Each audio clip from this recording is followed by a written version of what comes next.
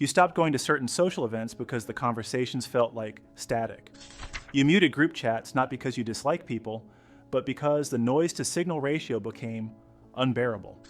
You're showing up to work, to family dinners, to obligations, but mentally, you have left the building. And nobody seems to notice. If you are watching this, you've probably asked yourself, am I broken, or is the world? The answer is neither. What you are experiencing is not depression, and it's not social anxiety. It is a highly specific psychological phenomenon that happens to former gifted kids and high IQ individuals. You aren't giving up. You are quietly quitting the world. This is what happens when high pattern recognition meets a low clarity environment. When you were younger, being smart meant solving puzzles faster. But as you grew up, intelligence became a lens that exposed the machinery behind everything. You see the emotional manipulation in advertising before the pitch even finishes.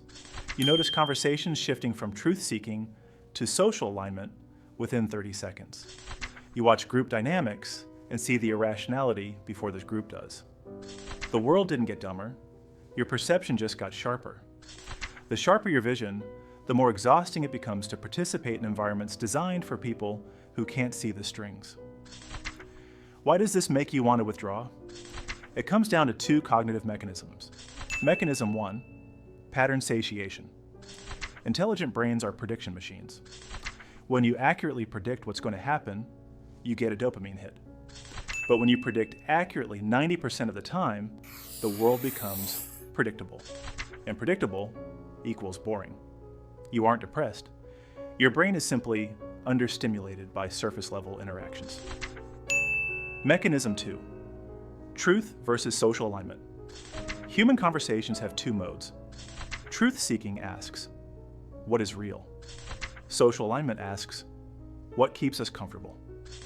Intelligent people default to truth-seeking, but 80% of human interaction is social alignment. You keep bringing a flashlight to a campfire. The fire doesn't need more light, it needs warmth.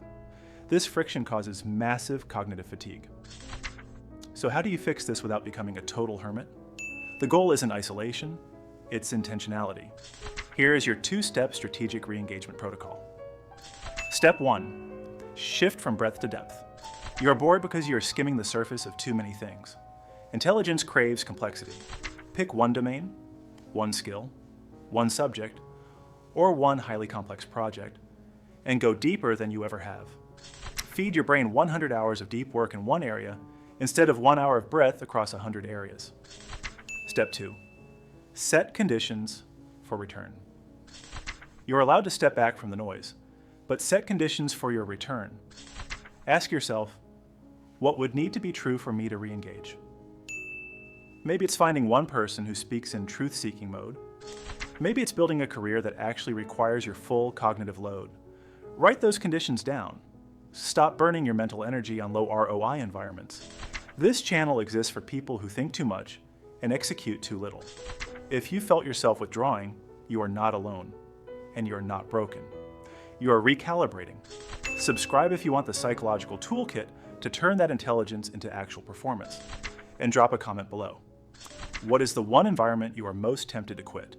And what would need to change for you to stay? I read every single one. See you in the next protocol.